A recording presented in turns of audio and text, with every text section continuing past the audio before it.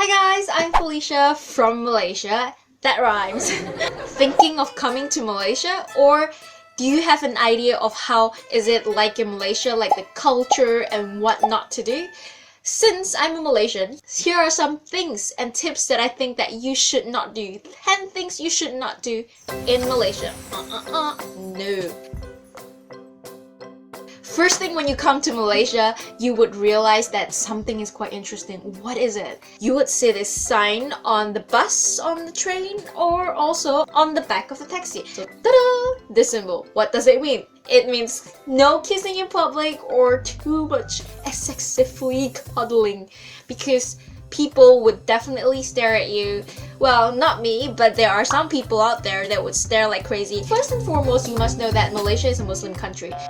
There's some rules or culture you must respect when you come to our country. Well, the people living in Malaysia are not just the Muslims Malay, but they're also the Chinese, where I am the Chinese Malaysians, and also the Indians, and plus our other indigenous people from Sabah, Sarawak, and so on. Second, if you ever invited to a Malay or Muslim house, or you have a Muslim business partner or Malay business partner, one thing you have to take note that this left hand is a no-no. It's really bad in like accepting gift or giving gifts, so it's always wiser to use the right hand. If you're invited to a house and they eat with hands, you would realize that they would also only use the right hand. They would not use the left hand. So if you ever use the left hand, that is so bad.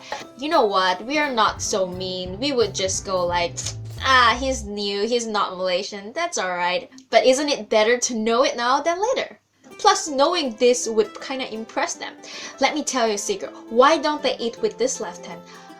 Well, according to school, we learned they don't eat with the left hand because they believe the left hand is to wash your ass. So, no eating with the left hand, no receiving gifts with the left hand. Third, do you take note of the gestures in Malaysia? In France, when you greet somebody, you go kiss the cheeks. Mwah, mwah. However, especially with the opposite sex, the Muslim people, which are really the holy kind of people, even shaking hands with an opposite sex would consider not a good sign. Do remember, with the opposite gender, you have to make sure they offer their hands to shake first before you shake their hands. Well, this is something when we learned when we were young as well. It's very rude to point your fingers like this.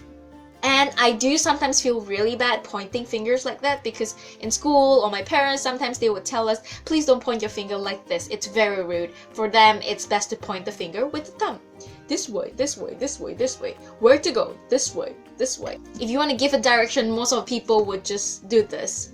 That way, that way. You first, you first. They don't go there, there, there, there, there. Pointing fingers is kind of rude in Malaysia. I don't know why. It's the finger problem. Ooh. Another gesture is do not touch the head. The head is like holy. You know, when I was studying in school, we have also Muslim friends as well. So they would be really pissed off if we ever touch the head or put something or put our hands like above the head. It will annoy them so badly. It is some kind of thing that we don't do ever to them, and it's best not to stir up someone's anger. Fourth, I know it's summer, it's so warm and humid in Malaysia. Wearing bikini or super sexy outfits in the street would definitely get you lots of stares. I mean, even without the sexy outfit, you will get a lot of stares too, but plus a super sexy outfit would get some verbal sexual harassment. So if you don't want to get the horrible verbal sexual harassment, just cover yourself. Unless you're going for a party, I think party areas no one really bother. Malaysian beach is really gorgeous, so beautiful, but depending where you stay, if you're staying in a holiday resort which is full of super local people and during the super local holiday peak season, please do not wear a bikini or go topless sunbathing. So far, all this would get you lots of stares and not good stares. It's not like something bad thing would happen, but it's just that, you know, some people just can't accept it. It's just a precaution you have to take in mind depending on which hotel you stay or which island you stay. And be aware of the people around you. What kind of people? If they are mostly foreigners or Caucasians, then go wear a bikini. But but please don't be like in Gran Canaria. People go topless. Like that was a culture shock for me when I saw topless people in Gran Canaria, and also on the naked beach in Oslo. This is quite common in Malaysia and also parts of the Asian country that we do not wear shoes in the house. Okay, probably some people they do wear, but one thing you have to remember, especially in the mosque or the holy temple, Indian temple, they always go barefooted. So if you wanna go to all these places, just remember to get a cheap slipper, because in case you wouldn't lost your slipper or expensive shoes where you left it just outside there, because there is no security or locker for you to lock your expensive shoe wear. 6. Do not accept taxi without any meters. In any case, taxi without meters that come to you and ask you for a certain amount of money, we Malaysians think those are touts. But to me, it's their job to follow the meter, and they're not doing that. And therefore, now we have Uber and Grab car. So if you're smart with the phone apps and stuff, please do grab an Uber or Grab car, because unmetered taxi also can be dangerous. Plus, you might get cheated and you might pay extra more than the real original price that you're supposed to pay. 7. If you're going to airport, rushing somewhere else for a bus trip or something, please do not underestimate the traffic in Malaysia. Kuala Lumpur especially. Unless you're in an Amazing Race or not. I think Amazing Race, if they come to Malaysia, most of them were stuck in the traffic jam so bad that they would regret coming to Malaysia.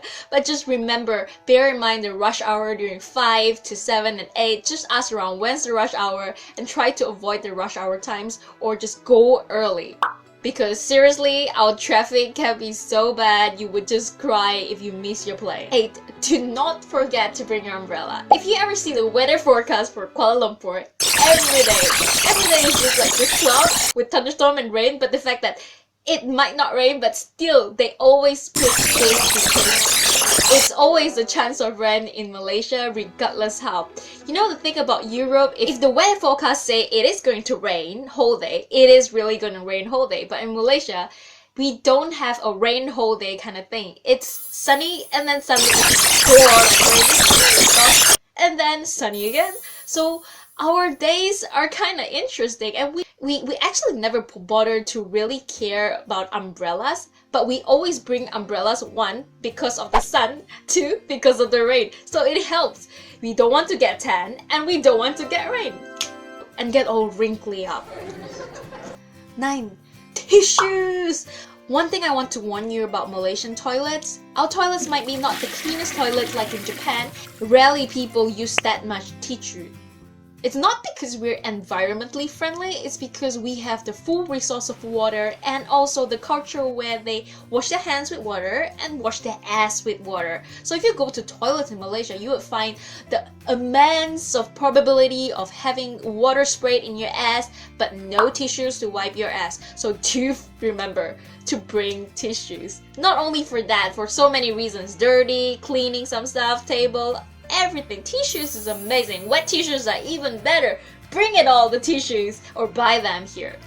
Last but not least, 10. If you're coming from Amsterdam or countries where it's quite okay and lenient with drugs, please do leave all your drugs back home, because one thing about Malaysia, we are freaking strict with illegal drugs and any involvement in drugs. And there you go, a mandatory death sentence.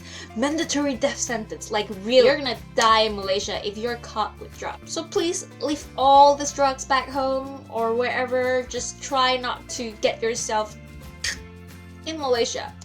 Bottom line, Malaysia is a beautiful country, beautiful culture, beautiful food, and this 10 things not to do would not be a huge obstacle for you not to come to Malaysia. It would be a great reason for you to understand our culture and also try to stay out of trouble. So if you're curious what's awesome about Malaysia, do check out my video about reasons to stay in Malaysia, or what I love about Malaysia so much that you would like it too. Thanks for watching and welcome to Malaysia. Selamat datang ke Malaysia. Bye bye.